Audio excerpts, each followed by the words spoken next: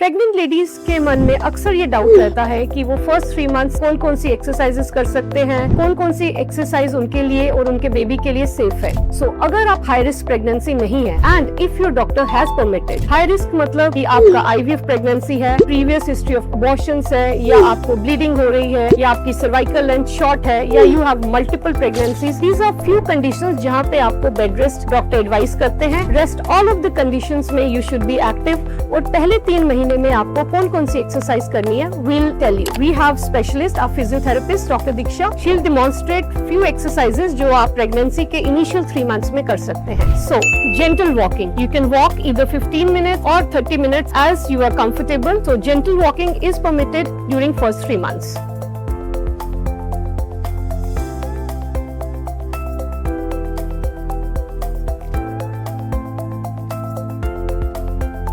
Secondly, deep breathing exercises.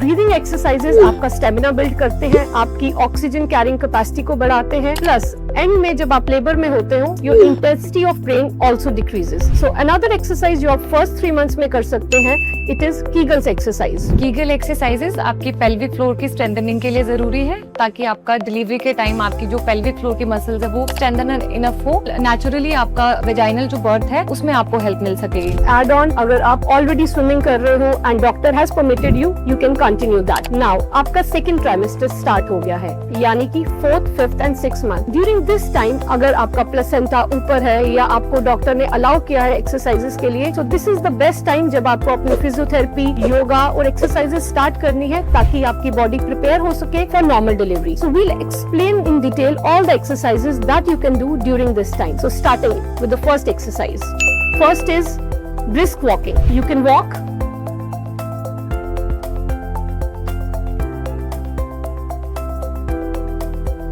अपना comfortable footwear डालें, proper loosen कपड़े डालें। You can do brisk walking for 30 minutes, 40 minutes, जितनी आपकी कैपेसिटी है, जितने से आप टायर्ड नहीं होते और आपको कंफर्टेबल रहता है। You can walk. वॉकिंग से आपका स्टेमिना बिल्ड होता है, प्लस आपकी ब्रीदिंग कैपेसिटी बढ़ती है, प्लस आपके जो पेल्विक मसल्स हैं वो भी स्ट्रेंथन होते हैं। Now coming to the second exercise. Second exercise we'll do pelvic tilt. Pelvic tilts के लिए आपको बैक अपनी दीवार पे लगा के खड़े रहना है। आपकी जो स्पाइन है वो वॉल के साथ कांटेक्ट में रहेगी। आपको थोड़ा सा अपने नीज को बेंड करना है and slide down and come up, again slide down and come up. ये आप 10 to 15 रिपीटेशंस कर सकते हैं depending upon your capacity. Second is half squats करना शुरू करेंगे। इसके लिए आप दीवार का सहारा भी ले सकते हैं, but if you are comfortable आप बिना सहारे के भी कर सकते हैं। आपको लेग्स को थोड़ा और वाइड करना है, नीचे जाना है। Try to hold this position for 5 seconds।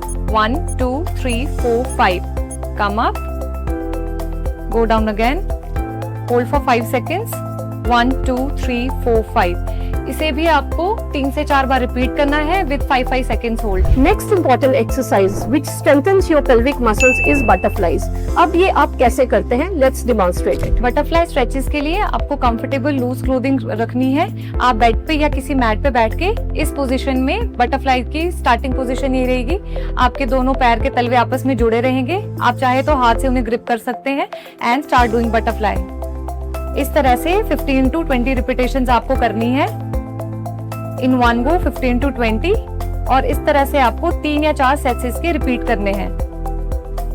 In addition to these आपको अपनी डीप ब्रीदिंग एक्सरसाइजेस कंटिन्यू रखनी है, प्लस माइल्ड स्ट्रेचिंग एक्सरसाइजेस जिसमें आप neck stretching, arms, leg stretching कर सकते हैं and mild yoga you can do. So आपका 3rd trimester of pregnancy start हो गया है, यानी कि 7th मंथ। नाउ 7वें, 8वें और 9वें महीने में आपकी बॉडी तैयार करते हैं हम कि आप नॉर्मल डिलीवरी करवा सके। उसके लिए आपको क्या क्या एक्सरसाइजेस करनी है। ड्यूरिंग दिस टाइम आपको जेंटल वॉक करनी है। You can do it for 30 minutes or set of 30 minutes 2 to 3 times, जितना आपको कंफर्टेबल होता है। Most important in 3rd trimester is squats.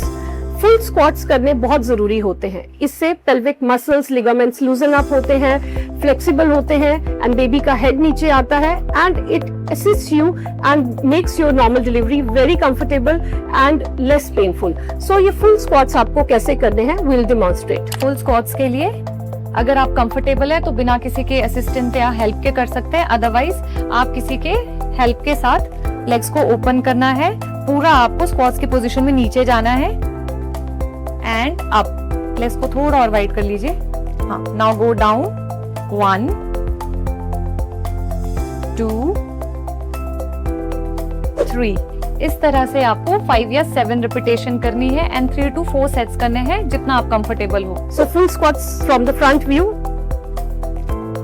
जितना आपको कंफर्टेबल है, जितने इजीली आप कर सकते हैं उतने आपको करने हैं।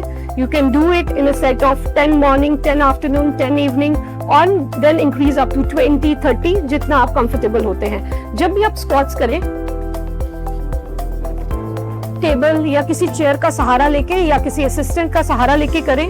गिरना नहीं, अपने आप को हर्ट नहीं करना। Like this, do it, yes it. अगर आप नीचे बैठ सकते हैं कुछ सेकंड्स के लिए तो you can. Yes, this is the way how you do full squats.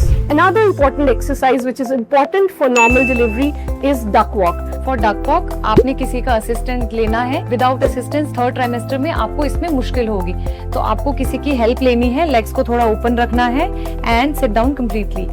Now you have to start walking. आप जितना कंफर्टेबल हो, दिन में 3 से 4 बार, आपके रूम की जितनी भी लेंथ है, हॉल की जितनी भी लेंथ है, उतना आप इसको कर सकते हैं। And next very important is gym ball or Swiss ball, जो easily available होती है मार्केट में। You can buy them. इस एक्सरसाइज के लिए आपको एक स्विस बॉल लेना है। इस पे इस तरह से कंफर्टेबली बैठना है और अपने साथ किसी को रखिएगा ताकि वो आपकी हेल्प कर सके।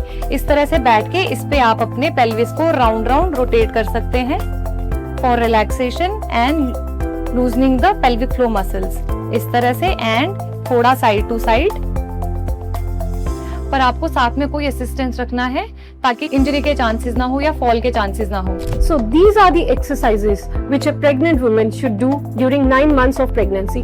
Hope आपको ये exercises का सेशन अच्छा लगा होगा। इससे आपको पता लगेगा कि आप घर पे भी कौन कौन सी exercises कर सकते हैं। पर याद रखें, हमेशा अपने डॉक्टर की सलाह लें। अगर वो आपको परमिट करते हैं तभी एक्सरसाइजेस करें एंड कोशिश करें ये एक्सरसाइजेस आप अकेले नहीं करें। हमेशा किसी को, अपने हस्बैंड या कोई भी हेल्प को अपने पास रखें। मेक श्योर कि अपने आप को हर्ट नहीं करें, जेंटली करें। जितनी आपकी बॉडी आपको परमिट करती है उतनी एक्सरसाइजेस करें। And addition to this, have plenty of fluids during your pregnancy, eat healthy and अपने आप को खुश रखें ताकि आप भी हेल्दी रहें और आपका बच्चा भी हेल्दी रहे। Thank you and have a safe motherhood.